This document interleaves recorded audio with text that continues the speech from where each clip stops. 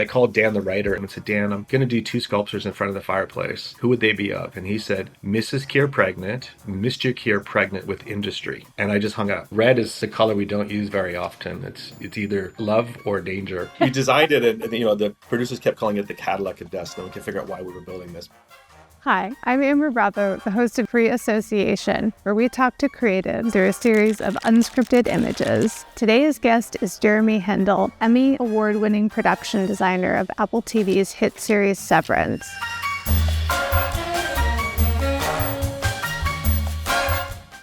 A lot of people focus on just making cool set. Mine is like how to visually tell a story. I am so particular, like from commercials, you're particular about every frame, that I do the same in everything I work in. This is a good segue, so I'm going to actually just start sharing the images.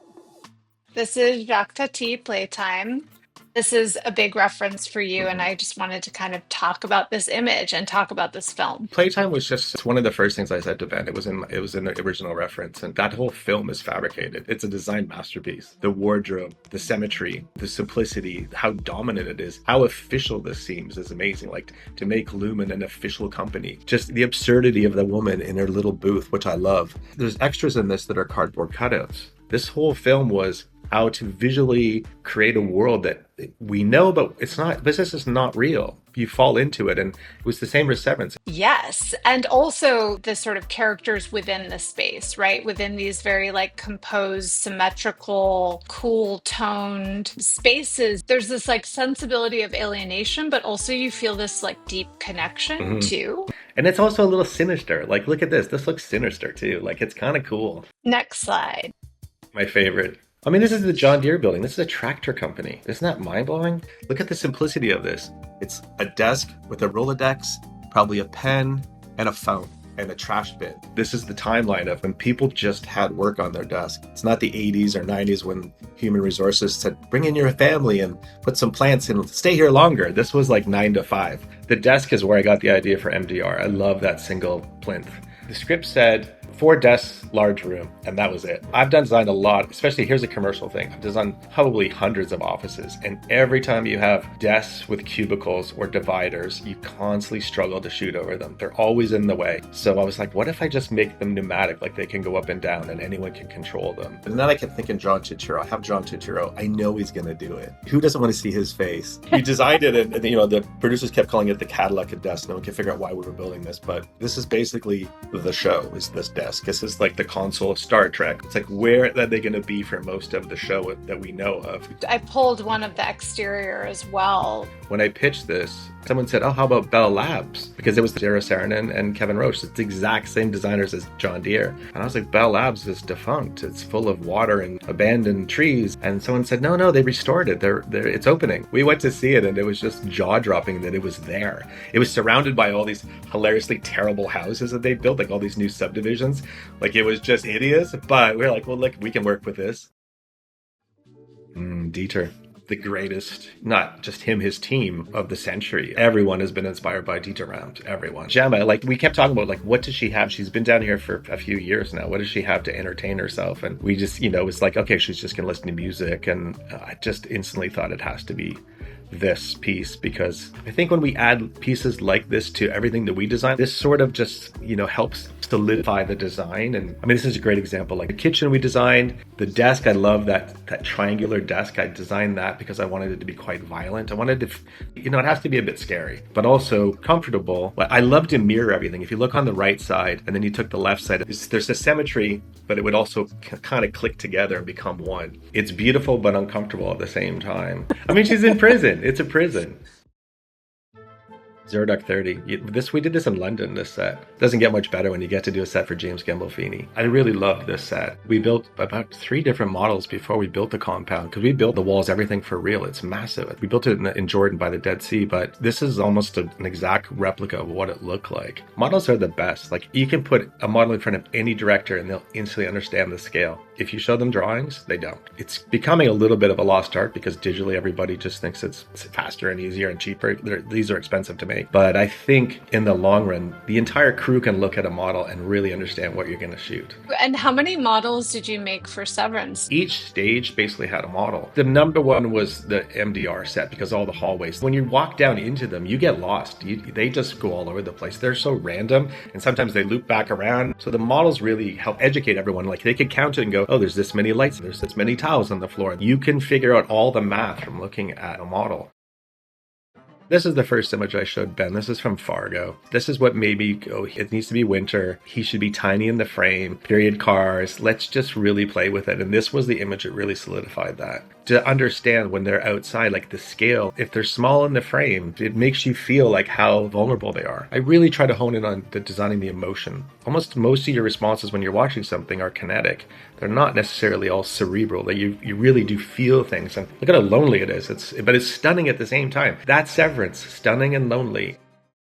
This was amazing. Building the desk in a forest of burnt miniature trees in the snow. We really wanted to do this shot live. I didn't want to do this on set. I feel like sometimes you just need to place somebody in the right environment to really, really knock it out of the park. Because the wides of this were just spectacular. We shot all this in 3 or 4 hours. It was this beautiful fog and snow falling, and there was snow covered up. It was all real. And it felt like we were underwater. I find the surprises always work to your benefit. And it'll take you farther if you put yourself at the risk of being not protected in a stage. If it was on stage, it would have been safe and maybe perfect, but not quite as strange. And you got it. You got the shot. Yeah. And then I think the other thing is like establishing the desk. It is like this weird anchor. It's the perfect thing for a dream sequence, right? When I first read that this dream sequence, I was so excited. I love dream sequences. And my location guys, we scouted for a long time for this episode. You know, when I first read the episode, it just had him waking up in the forest. And I was like, Ben, it's John Turturro. Can we have him waking up on a frozen lake? Like, he should just be in the middle of nowhere going, like, it should be scary. Oh my God, we hyped a lot, Ryan and I. And then I said, Ryan, like, can you find me a burnt forest? So that doesn't have a lot of the small brush. It just has trees. He was at Visit in the Midwest, and on the top, they'd just done a controlled burn a few years ago on the miniature pines. So it was just so surreal that we got this miniature burnt forest. And this is a commercial thing. It really is. This is the nutty stuff I've been doing for years. Okay, this is a bit of a wild card, but I wanted to see how you'd react. Oh, I love her. I love KK. He's one of my best friends. One of the reasons why I pulled it was like I was also thinking about another office, creating workspaces or what the workspaces might feel like. It's just such a good use of color. Like, color is so rare these days. People are so afraid of it. KK's not. Spike's not. Red, pink. It's just her. It's perfect. Like, you know, my good friend Casey did the wardrobe, so I know all these people. This is a masterclass. This film. What a set.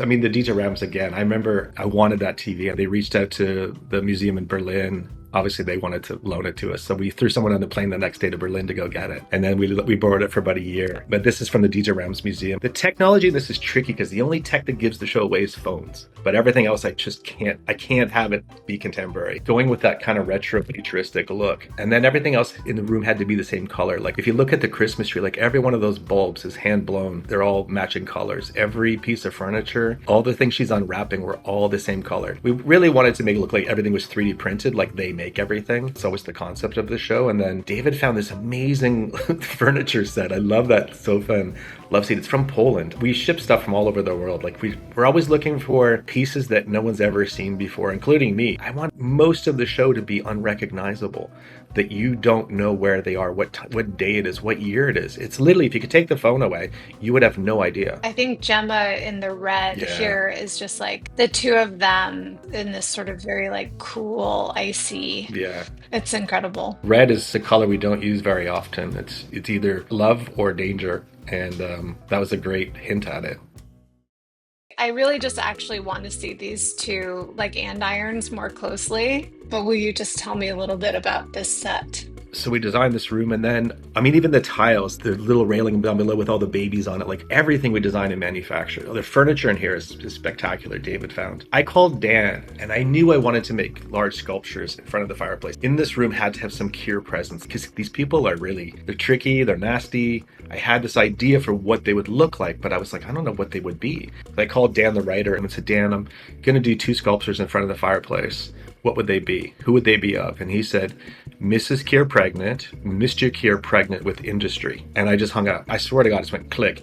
I went to Panko, the sculpture, and I just have to tell him what I want. And that's what they are. He sculpted them both in, a week and cast them. And they're just the most bizarre pieces in that room. Patricia was like, her head exploded. I didn't tell anyone that I was doing these. I just leave these little surprises for when they come in and they get to see them. And then Adam just has a moment where he looks at them. It's trying to create a presence for actors is one of my biggest goals, like things that they can look at that either throw them in a different direction or they go for it. Like it's creating things that just really help propel the show in a way and help propel their story. I was obsessed with having a really big roaring fire. I wanted it to be like literally stacked like a cabin, all those logs. It really was the main light source for the set. So it's like this warm but also like hellscape kind yeah, situation. No, it is hell. Like no, exactly. Okay, and our last one, I thought this is the appropriate coda. It really is. Like, I don't know when you watched Twin Peaks, but I watched it, when it came out. I guess I would have been like 20, maybe 18. It really blew my brains. And it still does. I watch Twin Peaks every year. What I love about David Lynch is you should break this down in your own way. It's like he doesn't talk about the stuff. He doesn't break it down so much. You're watching something, and what I love is you're not quite sure what it is always. Everyone was always down on TV, right? And it's like, I don't do TV. It's like, well, Twin Peaks is better than I think 99% of films ever made. It's a masterpiece. He is an adjective. Something that's Lynchian. It's like that, uncanniness or so mundane, but also you can't look away or there's something unsettling about it. For me, when I read this script, I was like, oh my God, I'd never done television. I didn't really have a desire. It had to be something like this that really was dreamlike. Like a lot of TV shows, the dialogue tells the story. I really wanted to do something visual like Twin Peaks, where I think people are going to watch Severance for years, over and over and over, and just keep finding new things and keep thinking, I don't get it.